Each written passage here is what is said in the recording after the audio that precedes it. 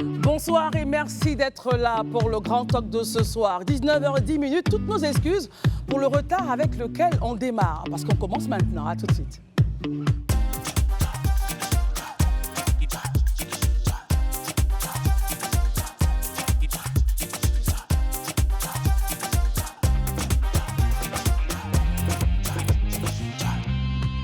Ce soir encore, nous sommes là pour parler donc de l'actualité politique, socio-politique de la Côte d'Ivoire. Nos amis sont là avec une nouvelle recrue, on va le dire. Arnaud Goyi, analyste politique qui nous accompagne. Bonsoir Arnaud. Bonsoir Christelle. Merci d'être là. C'est un plaisir. Daouda, bonsoir. Bonsoir Christelle, bonsoir à tous et surtout, bonsoir chez vous. Élisée Boloué, bonsoir. Bonsoir Christelle, bonsoir tout le monde, bonsoir chers téléspectateurs. Barry, bonsoir. Bonsoir Christelle, bonsoir chez vous. La Zambie, la Sierra Leone, le Tchad sont dans le groupe G avec la Côte d'Ivoire pour les éliminatoires de la Coupe d'Afrique des Nations 2025-2026 qui se tiendront donc entre septembre et novembre prochain. Voici donc la poule de la Côte d'Ivoire. C'est le groupe G, Côte d'Ivoire, Zambie, Sierra Leone et le Tchad, tout en se rappelant que la phase finale est programmée du 21 décembre 2025 au 18 janvier 2026, en espérant que la date ne change pas. Alors, Barry, essayons de regarder cette poule. Aujourd'hui, on sait bien qu'il n'y a plus de petites équipes. Est-ce que c'est un groupe jouable pour la Côte d'Ivoire? J'ai envie de dire que si cette poule n'est pas jouable pour la Côte d'Ivoire, je ne sais pas laquelle sera jouable. Naturellement, elle est jouable, mais vous l'avez dit, il ne faut jamais négliger les adversaires au foot, au sport en général, mais au foot en particulier. Puisqu'on a tous vécu les émotions de la dernière CAN où la Côte d'Ivoire était pratiquement éliminée. Après, elle s'est retrouvée un nouvel état d'esprit pour arriver à la victoire finale. Donc la Zambie, c'est un habitué adversaire. Lors des derniers éliminatoires pour la CAN en Côte d'Ivoire, la Côte d'Ivoire et la Zambie étaient dans la même poule. La Côte d'Ivoire avait gagné le match aller 3-1 à Yamoussoukro et la Zambie s'était imposée également au retour. Donc c'est un adversaire que les éléphants connaissent. Voilà, donc c'est toujours pas facile de jouer contre la Zambie. Exactement. Et la Sierra Leone, c'est une équipe à laquelle il faudra faire très attention parce que lors des derniers éliminatoires, ils ont quand même battu le Nigeria et ils étaient à un pas de la qualification. Et l'on se souvient de l'édition de la CAN au Cameroun où ils avaient accroché la Côte d'Ivoire en match de poule, 2 buts partout. Donc il va falloir prendre le match très au sérieux. Et le Tchad, j'ai envie de dire que c'est l'inconnu. Parce qu'on n'a pas l'habitude de jouer contre eux. Mais en Afrique, il y a beaucoup d'évolutions. On a vu des petites équipes comme le Comore qui ont créé des surprises. Donc il va falloir très attention, engranger le maximum de points pour se qualifier tranquillement. Très bien. Ce sera quand même quelque chose d'assez surprenant si la Côte d'Ivoire n'y était pas. Il n'y a plus l'aspect assez surprenant en football. On joue 11 contre 11. Si vous jouez bien, vous passez. Si vous jouez mal, on vous bat. C'est aussi simple que ça. Il faut respecter tous les adversaires, en fait. Très bien. Élisée Boloué, y a-t-il une poule qui attire votre attention pour ces éliminatoires? Il faut dire que toutes les poules attirent mon attention, mais bon, celle qui attire plus notre attention, tous ici, c'est la Côte d'Ivoire. Mais en dehors de la Côte d'Ivoire, quand même, il y a une poule qui m'intéresse, c'est celle de l'Égypte. L'Égypte avec le Cap-Vert, la Mauritanie et le Botswana. Le groupe. Voilà, tout de suite, quand on regarde, effectivement, on pourrait dire que le favori, c'est l'Égypte. Mais quand on regarde le Cap-Vert, pour ceux qui ont suivi la dernière édition de la CAN en Côte d'Ivoire, le Cap-Vert est sorti au quart des finales. Donc, c'est vous dire, c'est une équipe qui progresse très bien. Et même chose extraordinaire, le Cap-Vert est dans la même poule que l'Égypte encore. Donc, a créé qui a créé de sérieux problèmes à l'Égypte durant cette CAN-là même. Donc, le Cap-Vert, qui est une nation qui est en train de monter en puissance, qui pour moi, en tout cas, reste l'une des meilleures progressions du continent actuellement. La Mauritanie également. C'est une équipe avec laquelle il faut compter. Exactement aussi la Mauritanie. La Mauritanie, qui a aussi, en tout cas, tenu la dragée haute, à des équipes aussi intéressantes comme le Mali et autres, tout ça. C'est pour vous dire aujourd'hui que ces pays-là, qui étaient jadis considérés comme des petites nations de football, aujourd'hui sont devenus de véritables, je dirais, des requins voilà, de ce sport-là. Bon, le Botswana qui reste un peu, je veux dire, la grande inconnue de tout ce groupe-là, mais qui n'est pas aussi à négliger. Le foot sur le continent, de façon générale, est en train de progresser. Voilà, il y a des championnats, quand vous prenez par exemple l'Afrique de l'Est, il y a des championnats aujourd'hui qui sont vraiment des championnats prisés, qui viennent même débaucher des joueurs dans notre championnat et qui sont même scrutés par les recruteurs au niveau international. Oui. Donc, c'est dit aujourd'hui que le football en général s'est amélioré sur le continent. Et donc, il n'y a plus de petites équipes. C'est ça. Même quand on était mort après 4-0 face à la Guinée équatoriale, on est allé prendre la CAN. C'est pour vous dire que tout est possible actuellement. C'est la réalité du rectangle vers les 90 minutes. C'est ça. Alors Arnaud, quel est votre point de vue justement? Est-ce qu'il y a un groupe qui attire votre attention? Est-ce que la Côte d'Ivoire devrait avoir peur de son groupe? Allez-y. Oui, il y a plusieurs poules qui attirent groupes qui attirent mon attention. Déjà la poule de la Côte d'Ivoire parce que on est ivoirien. La Côte d'Ivoire clairement pas favori parce que c'est la nation la plus grosse dans cette poule. En plus, la Côte d'Ivoire vient de remporter la CAN et sous le coach Faye MS jusqu'à présent nous n'avons perdu aucun match. On a eu des matchs difficiles, notamment en match amical, qui sont soldés par des matchs nuls, mais jamais la Côte d'Ivoire n'a été battue sous le coach Faye. Mais au-delà de la poule de la Côte d'Ivoire, justement, est-ce qu'il ne faut pas justement rester dans cette humilité qui fait qu'aujourd'hui on dit il n'y a plus de petite équipe, il ne faut jamais dire non, nous sommes champions, nous sommes ceci. Il faut aller à l'humilité et puis prendre les matchs comme ils viennent. Humble ou pas, toutes les équipes chercheront à battre la Côte d'Ivoire. La Côte d'Ivoire sera l'équipe à battre parce que tenant du titre. Qu'on soit en face de grosses équipes ou de petites équipes, l'objectif de toutes ces équipes-là seront de battre le champion d'Afrique que nous sommes. Mais au-delà de cette poule, il y a le groupe B avec le Maroc, le Gabon, la Centrafrique et le Lesotho, qui est une poule relativement intéressante avec un Maroc organisateur de l'édition, une solide équipe, même si son retour prématuré à la CAN précédente nous a tous surpris. Avec le Gabon qui est en train de rebondir, on voit les problèmes qu'ont posé le Gabon lors du match face à la Côte d'Ivoire, ici même en terre ivoirienne. La Centrafrique et le Lesotho qui sont les petits poussés, mais comme on l'a dit, il n'y a plus de petites équipes aujourd'hui. Et la dernière poule qui attire mon attention, c'est le groupe E, avec l'Algérie, la Guinée équatoriale, le Togo et le Libéria. L'Algérie, pays maghrébin très difficile à jouer, habitué des phases finales de la Coupe d'Afrique des Nations. La Guinée équatoriale qu'on a davantage découvert aux 2 dernières éditions de la CAN, qui nous a humiliés à Ebimpe, qui a failli nous faire sortir de la compétition. Le Soudan peut-être petit poussé, et puis le Niger qui est une équipe plutôt moyenne. Très bien. Daouda? Franchement, il y a une seule poule qui attire mon attention. C'est la poule de la Côte d'Ivoire parce que vous le savez tous. Non, sérieux, c'est vrai, vous le savez tous. Moi, je ne suis pas trop. Le foot, c'est pas trop mon dada, à part charrier les supporters de l'Africa. Franchement, c'est tout. Mais je pense que. Non, c'est vrai. C'est charrier les supporters de l'Africa, c'est ça que je sais bien faire. Mais par contre, dans cette poule-là, soutenir les éléphants, nous, c'est notre travail. On va les soutenir, quel que soit ce qui arrive. Voilà. Très bien. Et puis, en tout cas, on a un beau visuel qui sort en vert et rouge. C'est pas mauvais aussi, hein. En espérant que pour cette saison-là, on aura des locaux, assez de locaux qui feront partie de cette équipe-là. Barry, et on termine avec ce point. Je voulais évoquer le duel entre le Sénégal et le Burkina Faso. J'ai envie de dire qu'il remplacera le duel Côte d'Ivoire-Mali. Là, ça devient un match géopolitique, une rencontre alléchante que j'aimerais voir. Et les retrouvailles entre la Guinée et les Congolais qui nous ont fait pleurer à Ebimpe.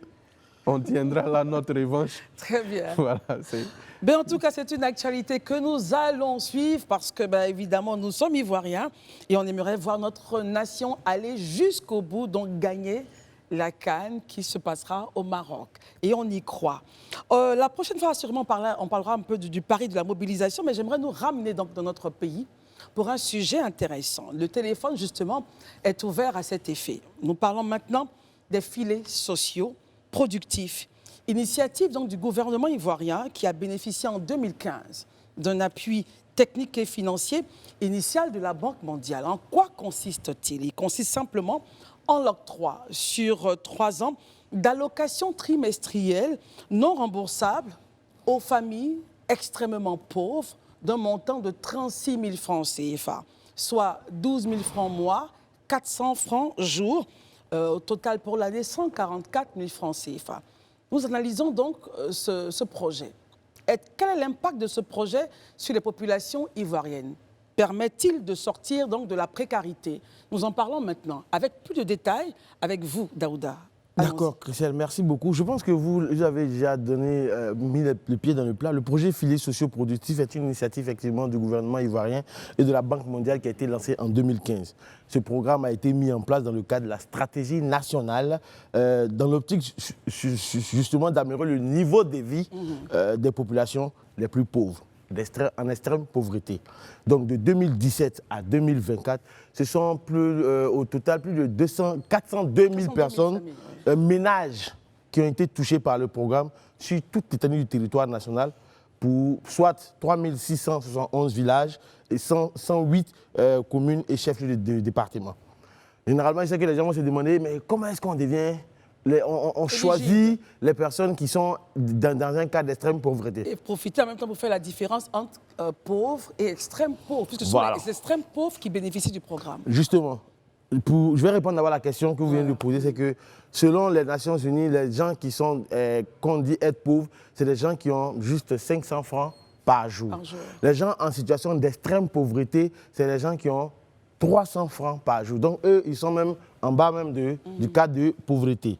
Donc, pour être éligible à ce programme de filets sociaux, il y a 5 critères. Le premier critère, c'est être identifié comme résident permanent d'une localité. Deuxième critère, être préidentifié comme un ménage éligible en raison de la situation d'extrême pauvreté. Avoir en son sein au moins un enfant de 0 à 15 ans ou bien une femme enceinte. Parce que l'objectif, in fine, c'est de lutter contre, comment on appelle ça, c'est d'investir prioritairement dans la petite enfance. Et puis le quatrième, c'est être confirmé par les communautés de son milieu résident. Donc en gros, ce n'est pas que le choix est fait de façon arbitraire. C'est les gens même de la communauté qui se choisissent, qui désignent qui est dans un cas d'extrême pauvreté. Donc le choix est fait, le choix des villes, ou les villes qui sont choisies pour impacter, le choix est fait en fonction du taux national de pauvreté dans le milieu rural, et le taux national est à 56,8%. Et aujourd'hui, pour que ces personnes-là puissent recevoir leur argent, il y a une façon simple, c'est que chaque ménage reçoit son argent par transfert mobile money. Donc, c'est tous les opérateurs qui font du mobile money, c'est comme ça qu'on leur envoie leur argent. Donc, je m'arrête là en attendant d'entendre les points des autres. Alors justement, Barry, j'aimerais avoir votre point sur ce sujet-là. Qu'est-ce que vous en pensez? Pensez-vous qu'il y a un impact? Est-ce que les populations qui reçoivent justement ces 36 000 francs chaque 3 mois pourraient donc arriver, comme Daouda l'a dit, à sortir de la précarité en sachant qu'il s'agit des familles extrêmement pauvres, pas pauvres? Barry? Bon, je pense que si le projet a été reconduit, c'est parce que la Banque mondiale et les partenaires au développement qui ont participé au projet sont globalement satisfaits. Maintenant, si vous me demandez au quotidien, est-ce que les 36 000 francs permettent aux familles extrêmement pauvres de sortir de la pauvreté? Naturellement, il faut d'abord évaluer la représentation que les populations elles-mêmes se font de cet appui financier-là. Est-ce que les gens perçoivent cet appui financier comme un investissement, un potentiel investissement pour sortir de la précarité, ou est-ce que les réalités sociales rattrapent ces ménages-là? Parce qu'on est en Afrique, on sait comment ça marche. Et il y a des personnes qui sont touchées par l'extrême pauvreté. Souvent, ces personnes-là sont endettées. Donc, certaines, naturellement, quand elles vont bénéficier du don, vont vouloir d'abord soulager ces besoins sociaux-là avant de penser investissement. Globalement, celles qui réussissent à s'en sortir, c'est celles qui prennent l'argent pour investir dans une activité. Parce que c'est comme ça qu'on peut s'en sortir. Il ne faut pas penser que, comme chaque trimestre, on pense à vous transmettre de l'argent, que vous allez juste consommer l'argent sans investir. Vous allez vous retrouver au bout du processus perdant sur toute la ligne. Donc maintenant, qualitativement, si le projet a été reconduit, c'est que les partenaires sont satisfaits.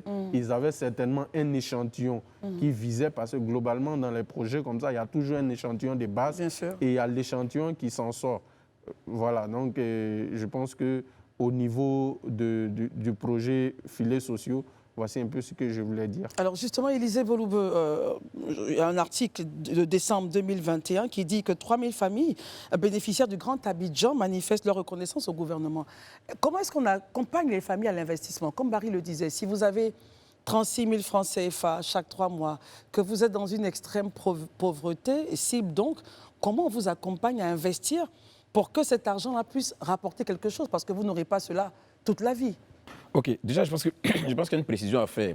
La vocation du gouvernement en lançant ce projet, ce n'est pas d'accompagner des gens à faire des investissements. Non. Daouda, tout à l'heure, a été très clair. Il a dit que l'extrême pauvreté est définie comme une personne ayant en dessous de 300 francs CFA. Le gouvernement décide donc de mettre une marge entre l'extrême pauvreté et la pauvreté. C'est-à-dire de vous donner un revenu qui vous permet d'avoir 400 francs jour, comme vous-même vous l'avez si bien dit. Ça veut dire donc, ça devait logiquement permettre, vous aider à sortir de l'extrême pauvreté qui est en dessous de 300 francs CFA. Quand vous recevez cet argent, c'est pour vous aider à pouvoir vivre au quotidien. C'est le but. Maintenant, vous êtes d'accord avec moi, comme par exemple quelqu'un qui travaille à la fin du mois comme un fonctionnaire ou bien comme un salarié du privé. Quand il travaille à la fin du mois, sur la base du travail qu'il a accompli, on lui paye un salaire. Ce qu'il fait de son salaire, en réalité, n'incombe plus au gouvernement, ni n'incombe plus aux responsables de l'entreprise. C'est toi qui estimes que pour que demain je vive mieux, il faut que j'épargne une partie de mon argent pour pouvoir investir dans tel endroit, ou bien il faut que je fasse ceci, il faut que je fasse cela. Ça, c'est ce qui est clair, en fait. Donc, déjà, ça, c'est bien de préciser. L'idée, ce n'est pas vraiment de les aider à sortir de la précarité. Non, c'est pas, la vocation du gouvernement, ce n'est pas d'amener des gens à investir. Ce n'est pas ça. La vocation, c'est de les amener à sortir de l'extrême pauvreté. Et comme on dit, l'extrême pauvreté, c'est d'avoir un revenu quotidien de moins de 300 francs CFA. On leur donne un revenu qui leur permet d'avoir plus de 300 francs CFA le jour, donc ils sont sortis de l'extrême pauvreté. Maintenant, on estime qu'à partir de ça, si nous tous, on est unanime, qu'on est animé d'une volonté, d'un mieux-être, on prend donc nos dispositions pour voir comment est-ce qu'on s'arrange à notre niveau pour avoir un mieux-être. Moi, j'ai été en déplacement à l'intérieur l'année dernière. Peut-être que on s'y est pas vite pris, sinon l'archive même aurait pu être sortie. Vous avez diffusé une vidéo? Je suis allé à Yamoussoukro. Oui, et comme ça, de façon... Je voulais savoir c'est quoi l'impact en fait des filets sociaux. Parce que c'est bien beau d'en parler à Abidjan, d'avoir les comptes rendus. Et je me suis rendu vers des dames, on m'a orienté vers des dames. Une dame, je suis parti, qui a réussi avec ces 36 000 francs-là à monter un kiosque. Et aujourd'hui, elle vit dans ce kiosque. Son mari ne travaille pas. Il y a une autre qui a réussi à faire de l'alimentation, préparer de la nourriture qu'elle vend chaque soir. Et à partir de ça, elle arrive à aider sa famille. C'est vrai, on dirait que c'est des cas. Mais justement, même les fonctionnaires qui reçoivent le salaire à la fin du mois, ou bien le salarié qui reçoit le salaire à la fin du mois, là, au bout de leur exercice ou bien de leur fonction, on s'en fait le bilan là. Certains ont réalisé, certains n'ont pas réalisé. Donc ça aussi, ça dépend de l'individu quelque part, je pense. Alors, Élisée, justement, permettez-moi de rester avec vous pour une meilleure compréhension. Oui. Si tant est qu'on doit aider une catégorie de familles qui sont extrêmement pauvres, en leur donnant quelque chose à la fin de chaque 3 mois, on va dire ainsi, pourquoi ne serait-il pas l'idéal de les pousser à financement comme ces cas que vous venez de citer? Parce que si on ne finance pas, qu'on prend cet argent pour manger et vivre, évidemment, au bout de 3 ans, on est toujours à la case départ. Notre vie n'a pas changé.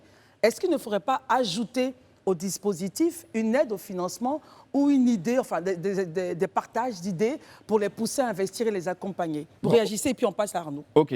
Je pense qu'il faut déjà voir un peu comment les pouvoirs publics travaillent. Il y a de la cohérence dans tout. Il y a des programmes qui sont des programmes d'accompagnement qui existent. Aujourd'hui, je veux investir, je veux me sortir d'une situation de précarité. J'ai des organismes que l'État a mis en place vers lesquels je peux m'orienter pour avoir l'accompagnement la plus qu'il faut pour mon investissement, pour pouvoir continuer, pour me sortir d'une situation de précarité. Ça existe. Cette voie-là existe. Pour les jeunes, ils peuvent s'orienter vers l'AEJ, l'Agence Emploi Jeunes, et tous les mécanismes mis en place par le ministère de la Promotion de la Jeunesse qui peuvent réagir. Même pour les femmes, il y a des choses prévues aussi avec les AVEC.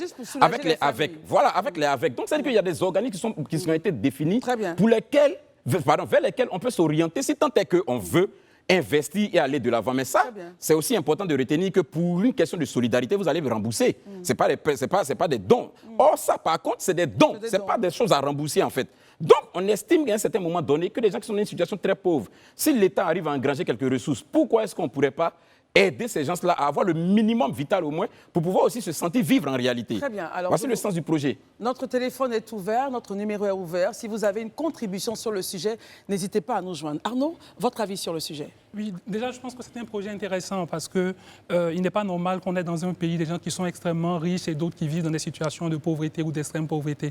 Donc, l'idée de base est intéressante. Là où je suis un tout petit peu gêné, c'est, comme ça a été expliqué, le but assigné en fait à ce montant. Déjà, ce montant est extrêmement minime, parce que 12 000 francs par mois, on ne peut pas réaliser grand-chose avec, et ça a été dit, c'est difficile de réaliser un projet 400 avec... francs jour 400 francs jour, c'est assez compliqué, surtout qu'on a en face des populations qui sont dans des conditions assez difficiles. Deuxièmement, c'est de l'argent, certes, il y a une participation des partenaires au développement, notamment la BAD et la Banque mondiale qui investit 58,4 milliards au début pour la Banque mondiale, 14 milliards pour la Banque africaine de développement, mais on a également une participation publique, donc l'État investit de l'argent dedans. Et je suis gêné si cet argent sert exclusivement à dépanner des personnes pendant 3 ans. Pourquoi vous gênez? Je suis gêné parce que, en lisant le programme, je n'ai pas vu d'accompagnement de ces personnes qui reçoivent de l'argent. C'est quand même de l'argent public qu'ils reçoivent. Cet argent les dépanne pendant un moment, certes, mais après 3 ans, ils n'auront plus cet argent. Si ça sert juste à les dépanner pendant un bout de temps sans formation sans les aider à se reconvertir ou à développer leur activité pour pouvoir ne plus avoir à dépendre de cet argent-là, ben, c'est un Mais dépannage. Élisée l'a dit tout à l'heure. Élisée a dit qu'il y a d'autres mécanismes pour justement les aider à financer et tout. Il y a d'autres mécanismes, mais il y a ce mécanisme-là qui est exclusivement un dépannage finalement.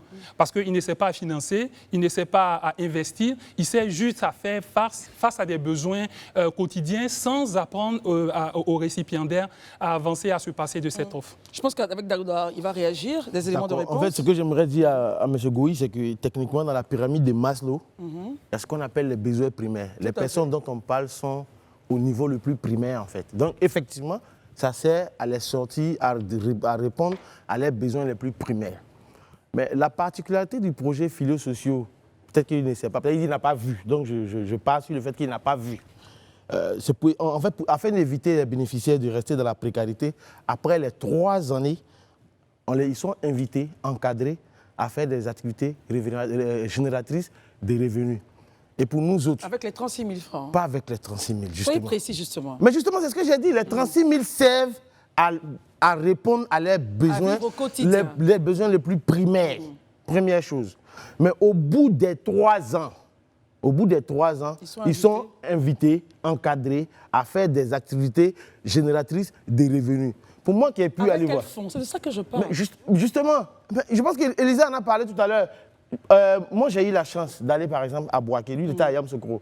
Mais j'ai vu des gens, des familles qui sont devenues fermiers. Il y a des familles qui sont devenues, par exemple, qui ont un potager derrière leur maison et autres. Et tout ça. Et ces fonds-là, que ce soit au niveau de l'emploi jeune, il y a des fonds qui sont donnés. Que ce soit au niveau même du fonds FAFSI, de la première dame, il y a des fonds qui sont donnés. Et il a même dit, le premier fonds qui est donné, c'est à titre gracieux. Mais l'autre fonds, c'est remboursable. Très bien, Daouda. Messieurs, on part à Saint-Pédro avec votre permission, pour écouter M. Koulibaly Moussa. Nous vous écoutons, monsieur. Et bonsoir, madame. Bonsoir, M. Koulibaly. Bonsoir à tout le monde sur le plateau. Juste intervenir par rapport aux filets sociaux. Allez-y, je vous en prie. Les gens qu'on invite pour venir faire les recensements dans les villes de l'intérieur, ils font un peu à peu près de la familiarité. Et je voudrais que cela puisse changer. Parce que j'ai croisé certaines personnes qui venaient et qui prenaient peut-être 2 ou 3 personnes de leur famille qu'ils inscrivaient sur la liste. Et ils font... Ah. Oh là là. Il a été coupé. Alors, j'ai compris ce qu'il a dit. Voilà, vous avez bien perçu son idée. Alors, Barry, on démarre par vous et ensuite Arnaud, pour réagir à ce que Daouda a dit. Ce qu'il dit, c'est la réalité du terrain, en fait. Il parle de familiarité. Il y a ce qui est prévu normalement et il y a ce qui se fait. Par expérience, pour avoir participé à certaines études, il y a des gens qu'on prend pour les recensements qui, n'ont pas la motivation psychologique de faire le travail. Donc, ils tombent dans la facilité. Et souvent, quand ils ont des accointances culturelles avec les personnes, ils ont tendance à prioriser ces personnes-là. Je pense que c'est ce qu'il veut dénoncer. Mais dans le projet initial, il ne s'agit pas d'aller vers des familiarités. Ça, non, je vais venir au projet initial. Oui. Le projet initial, on vous forme pour aller faire un travail. Ce que vous faites là-bas, ça représente le projet, c'est vrai, mais il y a une question d'éthique. C'est cela. Mais pour revenir même au projet, Daouda a parlé des 36 000 et tout. Le contexte a été lancé en 2014. Est-ce que le niveau de vie, la cherté de la vie de 2014 et celle de 2024 sont les mêmes? Ce n'est pas la même chose. Actuellement, on sait ce qu'on vit. Donc moi, à ce niveau, j'opterais pour que les partenaires et le gouvernement puissent rehausser le montant parce que le niveau de vie n'est pas le même par rapport à 2014. Ce que vous pouviez avoir à 36 000 francs en 2014, c'est clair que vous ne pouvez pas l'avoir en 2024. Donc il faut tenir compte du contexte socio-économique à la base. Et il y a un autre élément, c'est la taille des ménages. Parce qu'en milieu rural, généralement, les ménages sont grands. Parce que vous verrez une femme qui a 2, 3, 4 enfants, si elle doit s'occuper de ses enfants avec 36 000 francs. Mais il faut dire que vous voyez un monsieur qui est polygame, par exemple. Voilà. On peut retrouver ça. Bien sûr. C'est pourquoi je parle des tailles du ménage. On peut retrouver ce profil-là. Très bien. Arnaud voulait réagir sur un point. Allez-y. Oui, justement. Je voudrais justement réagir sur les autres programmes qui existent. À ma connaissance, ce n'est pas systématique. Ce n'est pas dit que les 400 000 personnes qui ont bénéficié, les 400 000 ménages qui ont bénéficié de par ce exemple, fonds-là, des filets sociaux, automatiquement ne sont pas reconduits vers d'autres programmes. Donc, ça veut dire qu'on va avoir une masse de personnes à qui on va remettre 12 000 francs chaque mois. Et puis après 3 ans, on leur dit c'est fini, on prend un autre groupe de personnes. Donc là où je veux qu'on fasse attention, le projet est intéressant dans l'esprit, mais là où je veux qu'on fasse attention, c'est après, lorsque ce projet s'achève, comment on aide ces familles-là à pouvoir se prendre en charge. Et puis deuxièmement, il y a la question de crédibilité en fait dans les choix, comme le monsieur l'appelant l'a dit. Et il est justement en ligne. Comme l'appelant le dit, que ce soit en milieu rural ou en milieu urbain, déjà au niveau des enquêteurs, parce que très souvent dans les enquêtes, quand vous êtes enquêteur, on va vous demander dans quelle zone vous voulez être, etc. En fonction de vos acquaintances culturelles, familiales, etc. Vous pouvez choisir des zones où vous êtes plus à l'aise. En temps, dans ces zones-là, vous avez des connaissances, des familles, et vous pouvez etc. biaiser le processus. Et vous pouvez biaiser le processus. Très bien. Justement, il est là, Arnaud Permettet. Monsieur Koulibaly Moussa est de retour, nous vous écoutons. D'accord, madame. Comme je le disais, je m'excuse d'abord pour la coupure tout à l'heure. Peut-être que non, c'est pas grave, allez-y. D'accord, merci beaucoup. Comme je le disais, j'ai eu un camarade qui était à Abidjan pour venir faire des prospections ici pour certaines personnes. Et il m'a demandé de mettre 3 personnes que je connaissais particulièrement pour qu'ils puissent récupérer lui-même l'argent. Et vous voyez, ces gens de choses, c'est pas bon. Les 36 000 francs, c'est déjà bon point de départ. C'est déjà bon point de départ. Le gouvernement fait des efforts. Il faut qu'on accepte que le gouvernement fasse des efforts. Ça, c'est déjà bon. Mais c'est les personnes qu'ils envoient pour venir faire le travail sur le terrain à l'intérieur. Abidjan, je ne sais pas, mais à l'intérieur du pays, c'est vraiment difficile. Il faut qu'on fasse vraiment la prospection normale. Les personnes qui sont en difficulté là. Moi, je le fais souvent. Je participe à certaines cérémonies où je donne de l'argent aux gens pour des situations. Mais les personnes qu'on envoie, il faut que ce soit des personnes de bonne moralité pour pouvoir amener nos parents à sortir de cette précarité-là. Très bien. C'est ce que j'avais à dire. Merci beaucoup, Monsieur Koulibaly. Je rappelle que vous appelez de San Pedro et vous souhaitez que les personnes qui arrivent pour justement mettre en œuvre cette politique du gouvernement soient des personnes qui travaillent avec éthique et ne pas favoriser, donc, ne pas faire en sorte qu'il y ait des accointances pour inscrire 2 ou 3 familles. C'était votre point. Daouda, je voulais faire une précision avant qu'Élisée ne réponde. En fait, la précision que je voulais faire au propos de M. Koulibaly, c'est qu'effectivement, il a raison. Et comme je l'expliquais, les critères d'éligibilité, ce sont les communautés elles-mêmes qui choisissent les gens. Et vu l'explication qu'il vient de donner, c'est que c'est pas que l'enquêteur vient, il enquête pour dire qui est pauvre, qui n'est pas pauvre. La responsabilité partirait donc? Non, moi je veux dire c'est une question de responsabilité et d'éthique en fait. Puisque le monsieur qui vient pour enregistrer, c'est pas un enquêteur, il vient pour enregistrer les gens. Donc c'est les chefs de communauté qui doivent dire, voilà, qui disent X est, comment on appelle ça, est en extrême pauvreté, Y en extrême pauvreté et autres. Donc comme le monsieur lui disait tout à l'heure, mets le nom de 3 personnes de ta famille pour qu'après on récupère l'argent. C'est une question d'éthique. Et ça aussi, ce sont des récriminations qui s'entendent. Et je pense qu'au niveau du ministère des Affaires, comment on appelle ça, de la cohésion sociale et de la solidarité, je pense que c'est des choses qui doivent s'entendre et qu'on doit corriger. Élisée voulait la parole tout à l'heure. Oui. Ok, je réagis sur 3 petits points rapidement. Premièrement, réagis ce que le monsieur a dit. Vous savez, il y a quelques semaines de cela, si vous vous rappelez, ou quelques jours de cela, j'ai dit qu'en Côte d'Ivoire, Dieu seul est témoin des merveilleux programmes qu'on met en place, de très belles lois qu'on prend, de toutes les initiatives les plus merveilleuses. En tout cas, sur le papier, rien à dire. Et je vous ai dit que notre talon d'Achille, est-ce qu'il y a un véritable problème pour notre pays? C'est le suivi, l'évaluation et le contrôle. Je l'ai dit sur le plateau ici. Est-ce qu'il vient de dire là? C'est exactement... Vous pensez que ce programme-là souffrirait d'avoir une évaluation, suivi, évaluation? Vous avez un programme où on a déjà 400 000 ménages. C'est vaste. Ça veut dire que des gens qu'on va amener sur le terrain pour faire le travail, pour enquêter, c'est un monde, c'est beaucoup de personnes qu'on va prendre. Mais on ne maîtrise pas forcément la moralité des uns et des autres. Voilà pourquoi ceux-là qui ont la science infuse, on dit que comme l'homme, on peut lui faire confiance, la confiance n'exclut pas le contrôle, on met un mécanisme de contrôle en place. C'est le suivi, l'évaluation et le contrôle. On ne peut pas réaliser des projets, arriver à avoir des impacts, si on ne met pas ça au cœur du système. Moi, je pense, et ça vient éloquemment confirmer le deuxième point, quand vous prenez l'enquête faite par l'NCA, l'École nationale des statistiques et économie appliquée, une école de référence que tout le monde connaît. Je ne pense pas qu'on soit allé distribuer des prébendes là-bas pour leur demander de falsifier les résultats.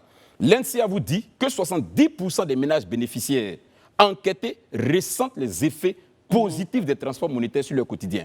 Ça veut dire quoi? Sur les 400 000 et quelques ménages, il y a 70% de ces ménages aujourd'hui qui témoignent qu'ils ont reçu un impact de ce transfert quotidien. Je dis c'est très simple.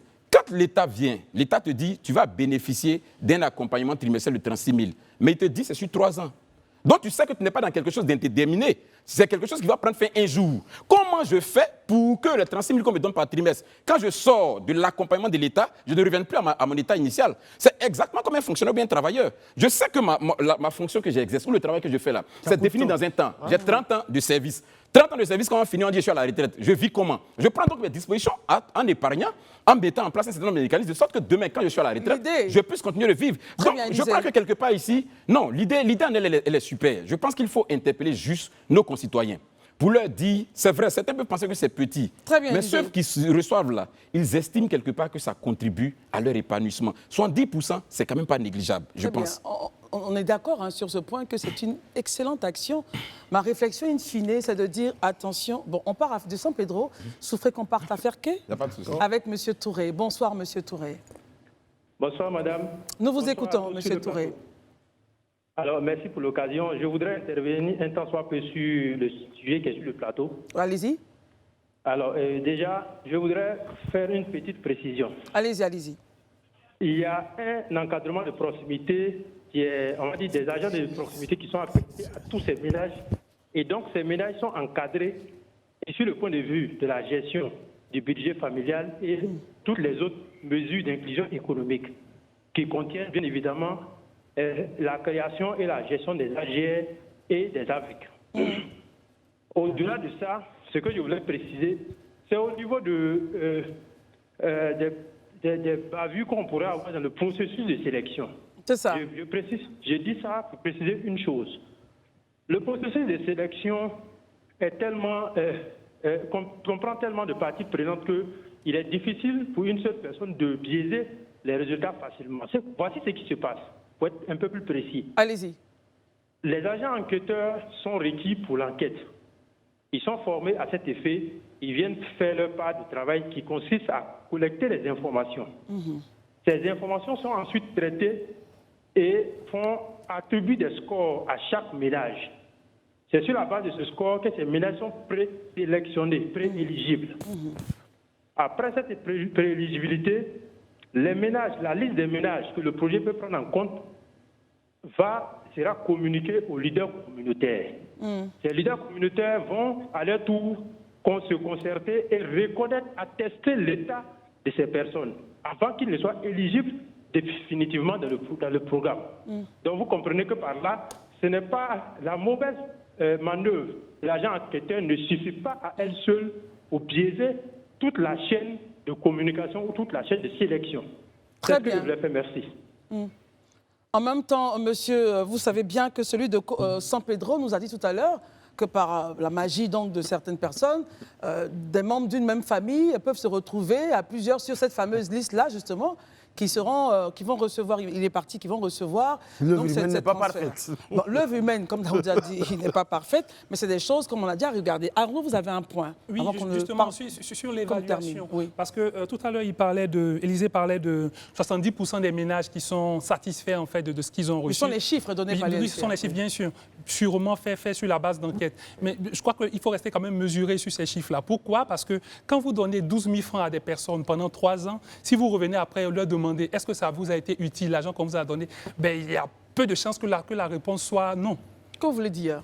Vous dire, pardon. Christelle, si je viens aujourd'hui et que je décide pendant 2 ans de vous donner l'argent, peu importe le montant, et que vous ne me remboursez pas, on s'en fout de est-ce que vous investissez, c'est pour un projet, peu importe, vous en faites l'usage que vous voulez. Après 2 ans, je viens, je vous demande, est-ce que l'argent que je vous ai donné pendant 2 ans, chaque mois, vous a servi? Forcément, il vous aura servi. Forcément, il vous a servi, peu importe le montant, etc. Mais est-ce que ça a effectivement aidé les populations à sortir de la précarité? Est-ce que cette satisfaction-là, ce chiffre-là, va beaucoup plus loin? Est-ce qu'on va regarder, est-ce qu'ils arrivent à payer leur loyer désormais? Est-ce qu'ils ont pu mettre une activité en place? Si on s'arrête exclusivement sur la satisfaction des populations ou des récipiendaires, il y a peu de chances qu'on ait des chiffres différents de ceux que l'on a aujourd'hui. Alors Arnaud, vous mettez en doute, vous regardez les chiffres, mais vous estimez qu'il faut aller plus loin. Oui, je ne mets pas en doute les chiffres. Oui, je sais. Vous dites qu'il faut aller plus loin. Est-ce que ces chiffres-là montrent le satisfecit et le fait que ces populations-là soient sorties de la précarité. Nous sommes à 45, messieurs.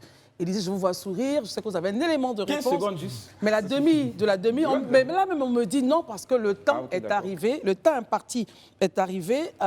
On reviendra sur le sujet parce qu'il y a beaucoup à dire. Maintenant, à tout de suite. Merci d'être avec nous sur Live TV. C'est la seconde partie de ce temps d'antenne, les 10, 11 et 12 juillet. Au Palais de la Culture auront lieu les journées de l'orientation de bacheliers en Côte d'Ivoire. Justement, pour en parler, nous recevons le professeur Abou Fofana. Qui est-il ? Il est simplement le directeur de l'enseignement supérieur. Avec lui, cette thématique, les journées de l'orientation pour une meilleure information des nouveaux bacheliers. Merci d'être avec nous, monsieur le directeur. Il était opportun de faire ces journées-là, avec surtout cette thématique, mieux informer les bacheliers? Absolument. Les journées de l'orientation du bachelier, c'est une activité que nous organisons au niveau de la direction de l'enseignement supérieur depuis 2016. Nous sommes à la 7e édition et c'est vraiment l'occasion pour donner à nos nouveaux bacheliers ainsi qu'aux parents des informations sur les offres de formation dans l'enseignement supérieur. Très bien, Daouda. D'accord, monsieur le directeur.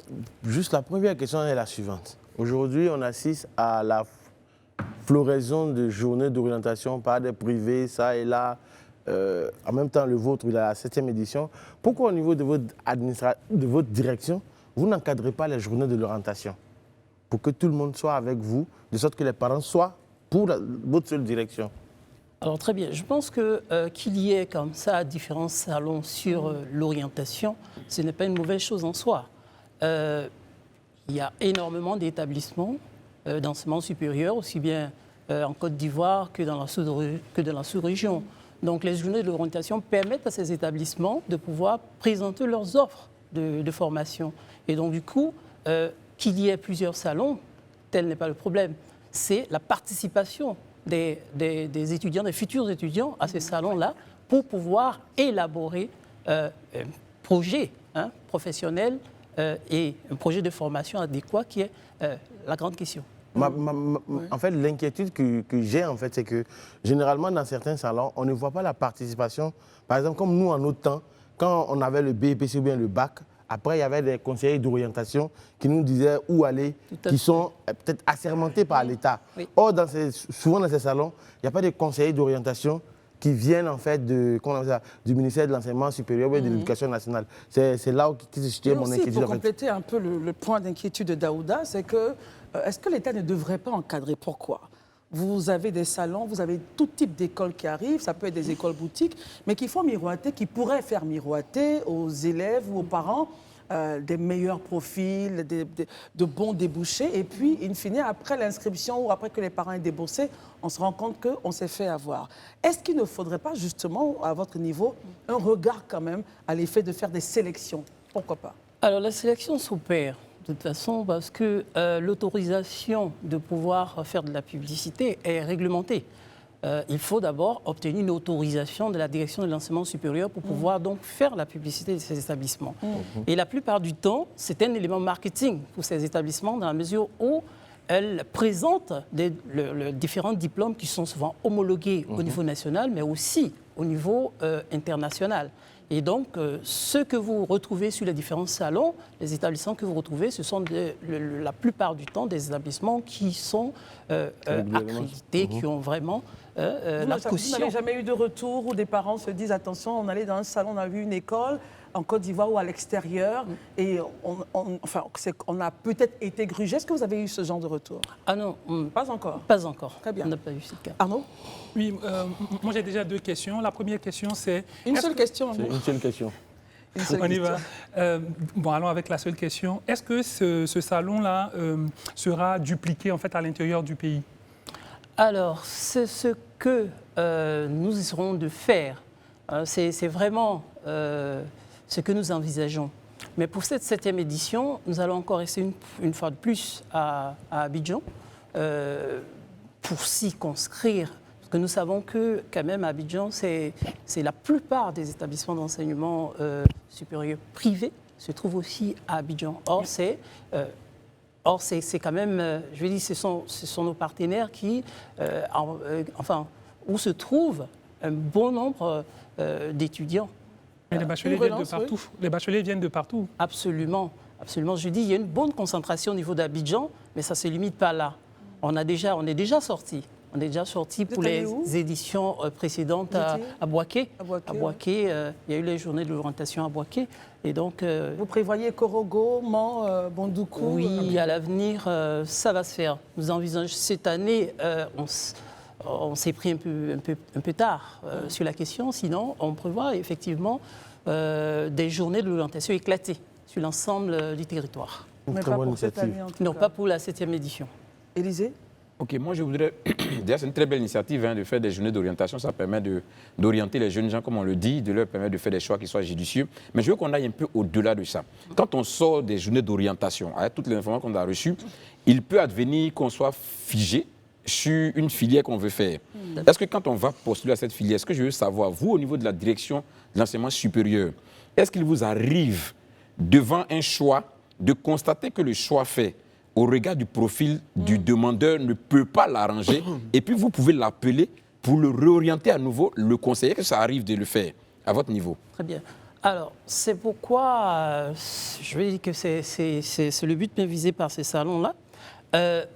Donner des informations, de très bonnes informations aux bacheliers, aux futurs étudiants. Leur dire par exemple que l'orientation, c'est une affaire personnelle avant tout. Ne pas laisser faire l'orientation dans un établissement quelconque par une tierce personne. Il faut d'abord, en fonction de son projet, son projet d'avenir, son projet futur, son projet professionnel, pouvoir opérer les choix. Et donc, dans ce cas précis, il y a une plateforme qui est ouverte par la direction du système informatique de l'enseignement supérieur. Donc, à ce niveau-là, les choix d'établissements d'enseignement supérieur sont opérés. Et au sein de chaque... je dirais de chaque établissement, il y a les parcours, les différents parcours qui sont présentés. Et les critères sont connus. Pendant l'année scolaire? Pendant l'année scolaire, avec le ministère de l'Éducation nationale et de l'alphabétisation, ce travail est fait. Et là, nous devons encore renforcer cela, leur montrer surtout le processus d'orientation de l'enseignement supérieur, les critères pour accéder à tel ou tel parcours de formation. Voilà ce que nous faisons pendant ces 3 jours. Barry? Professeur, les journées d'orientation que vous organisez, globalement, ce ne sont pas particulièrement les grandes écoles qui y participent. Je veux partager avec vous une expérience que j'ai eue récemment. C'est que je suis allé dans une grande école, dans la commune de Yopougon. Un jour ordinaire, il n'y avait pas cours. J'ai trouvé tout le bâtiment totalement sale. Je me suis renseigné par le biais d'un contact si l'école avait un agrément. Et après mes recherches, je me suis rendu compte que c'est une école qui a un agrément. Mais globalement, quand j'ai demandé dans la cour, on m'a dit que pratiquement, ils ne viennent pas. Qui ne vient pas? C'est comme s'il n'y a pas cours dans l'école, en fait, en pleine année académique. Donc, quand un étudiant est orienté, par exemple, dans une filière, dans cette école-là, est-ce que le ministère peut vérifier la pratique quotidienne des cours dans les écoles? Parce qu'une chose est de choisir la filière et une chose de s'assurer que le service fourni est adéquat. Et la crédibilité même de cette école est-elle viable? Oui. Alors, c'est l'une des missions de la direction de l'enseignement supérieur, que ce contrôle, le suivi des établissements d'enseignement supérieur privés. Alors, d'abord, dans un premier temps, l'établissement, un promoteur ou un fondateur qui voudrait créer un établissement fait une demande de création d'ouverture. Et après donc des visites sur site et les infrastructures, nous finissons par accorder à cet établissement l'agrément pour ouvrir par rapport à un parcours donné. Et après, cet établissement, donc, dans l'arrêté de création d'ouverture, indique les différents diplômes qui seront donc présentés dans cet établissement. Et ces diplômes leur sont homologués pour 5 ans. Donc, après 5 ans, il faut renouveler l'homologation. Donc, il se peut que, effectivement, cet établissement, au moment où il ouvrait ses portes, elle n'était pas dans cet état-là. Donc, après 5 ans, nous verrons.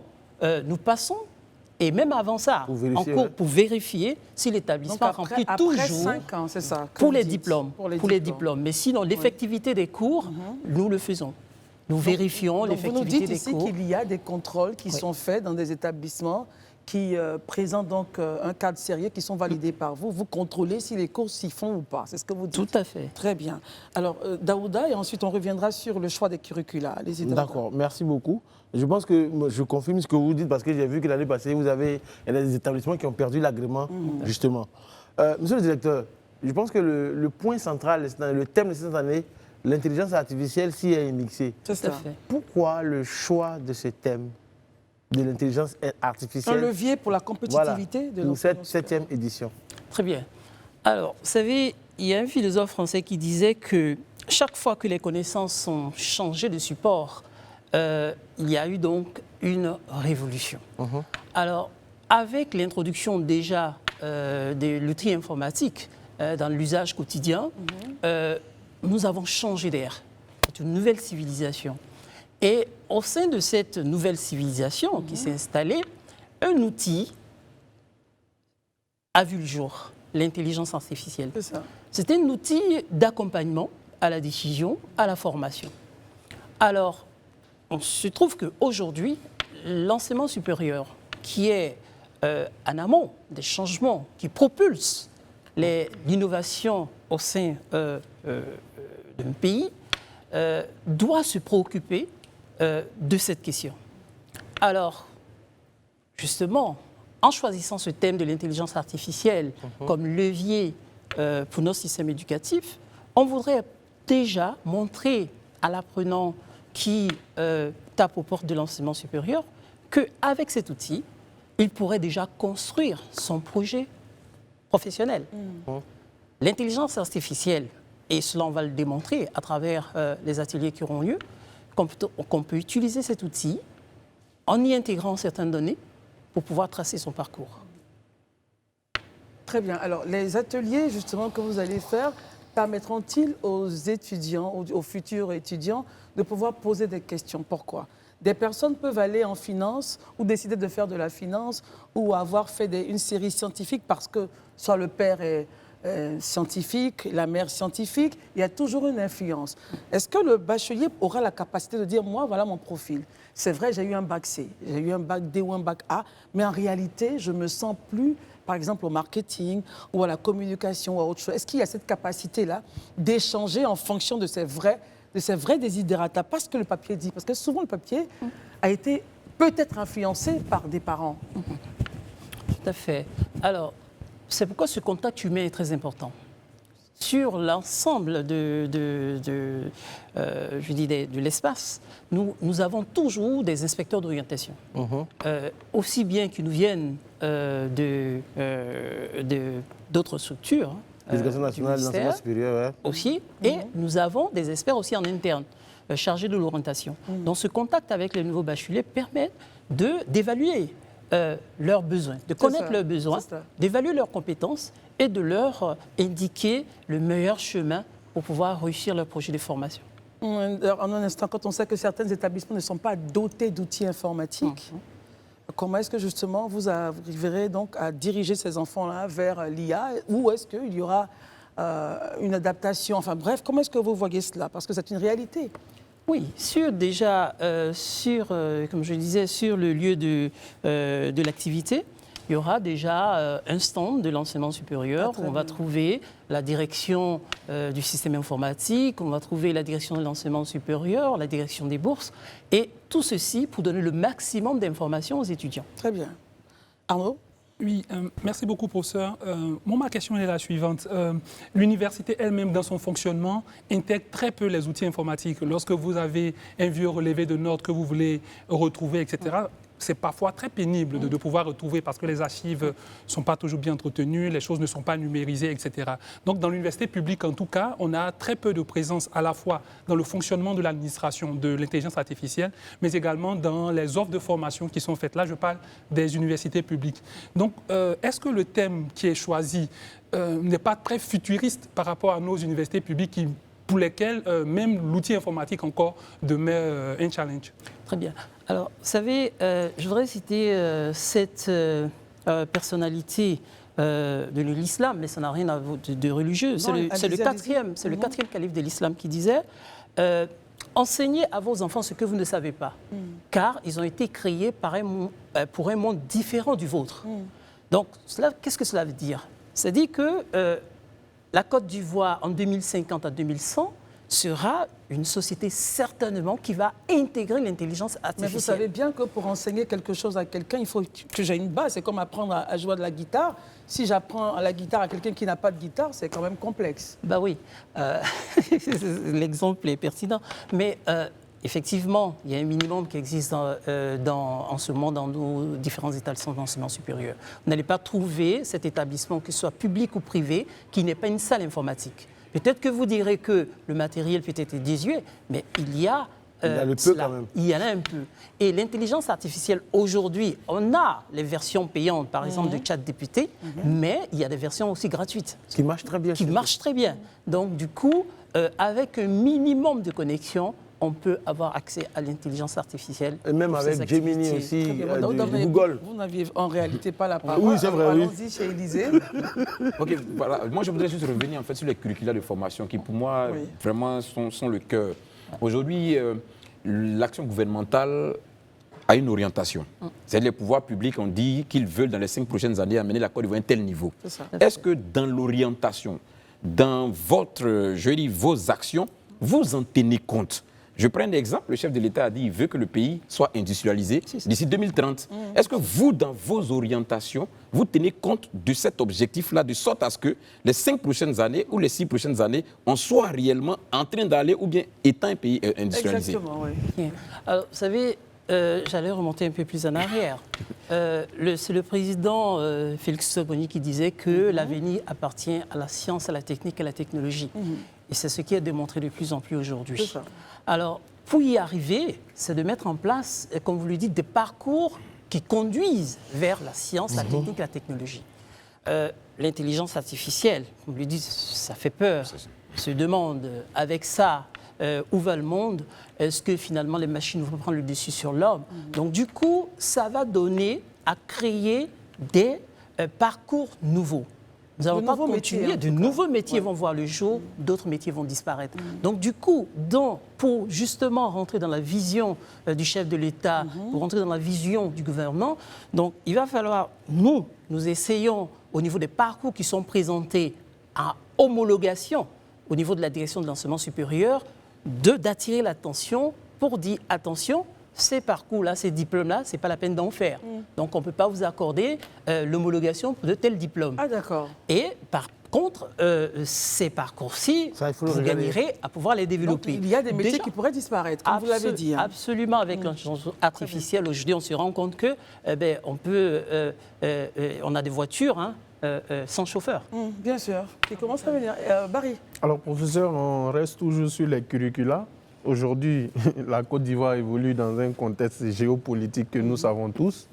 Donc, je ne sais pas si c'est une question ou c'est une proposition, mais est-ce que parmi les curricula que vous avez, il est prévu de créer des départements de géopolitique, de géostratégie et d'intelligence économique, par exemple? Il arrive que des établissements d'enseignement supérieur privé nous proposent ce type de formation. Et quand nous essayons de voir si effectivement les conditions sont remplies, est-ce que l'établissement dispose du matériel pédagogique et didactique pour pouvoir dispenser? Est-ce que l'établissement a le corps enseignant qui est compétent pour pouvoir dispenser? Et nous acceptons ces propositions-là. Bon, aujourd'hui, par exemple, je prends un exemple. Un étudiant qui veut faire la géopolitique, est-ce qu'il y a un établissement en Côte d'Ivoire ici qui lui offre ce curricula? Il y a non. Il y a non par des établissements d'enseignement supérieur public, parce que au niveau de l'enseignement supérieur public, nous avons des universités qui, je dirais, qui englobent tous les parcours. Je prends par exemple l'université Félix Tshisekedi, où on a plusieurs parcours qui sont présentés. Mais nous avons des universités thématiques. Et cette thématique particulièrement, de plus en plus, est développée par les établissements d'enseignement supérieur privés. Vous savez, souvent, c'est là une question de marketing, pour une question de visibilité, qui vont très vite à l'innovation.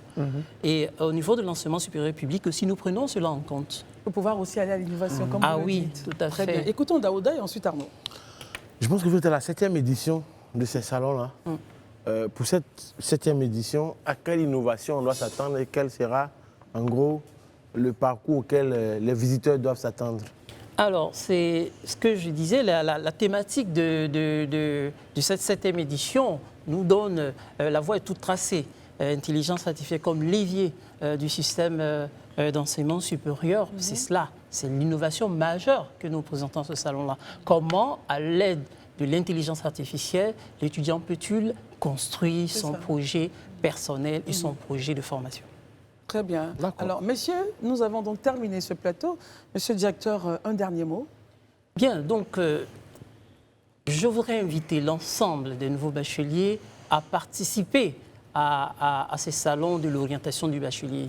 Et aussi les parents d'élèves à accompagner les enfants sur ces salons-là pour pouvoir voir ce qui est présenté et avoir toutes les informations.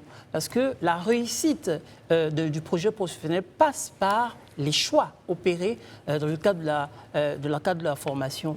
Et une bonne, je dirais, un bon projet professionnel avec un bon projet de formation, c'est l'avenir qui est assuré.